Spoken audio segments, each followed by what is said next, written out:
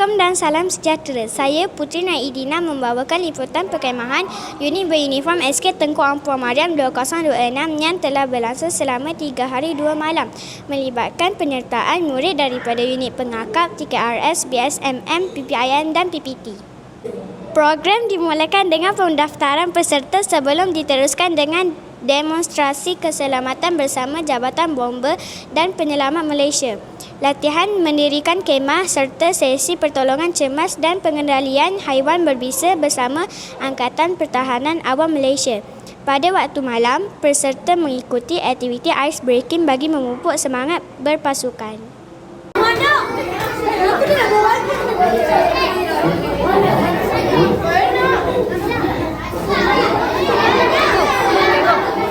Hari kedua dipenuhi dengan pelbagai aktiviti menarik seperti riadah, merentas halangan, pertandingan reka cipta, masakan, pertolongan cemas serta pertandingan kawat kaki yang menguji ketahanan fizikal, kreativiti dan disiplin peserta.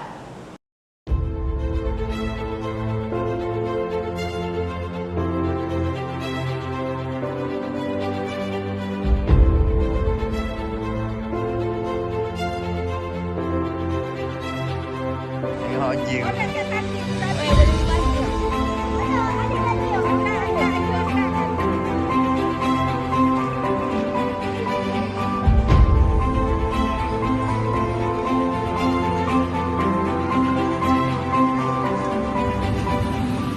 Kemuncak program menyaksikan malam kebudayaan yang menampilkan pelbagai persembahan kreatif daripada setiap unit beruniform sebelum peserta menikmati jamuan BBQ dalam suasana penuh kemesraan.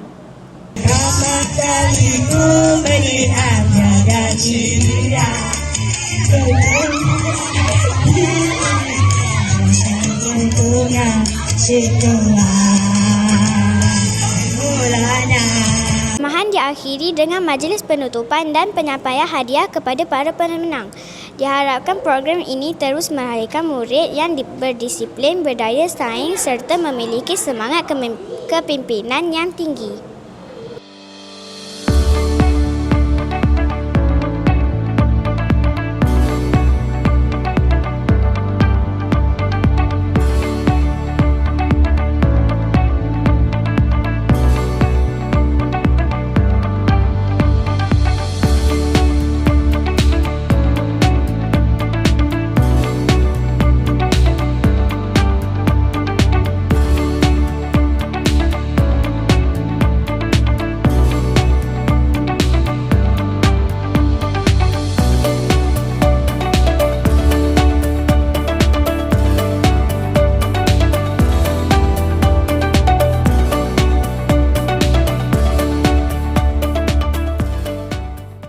Sekian sahaja liputan perkemahan unit beruniform SK Tengku Ampuan Mariam 2026.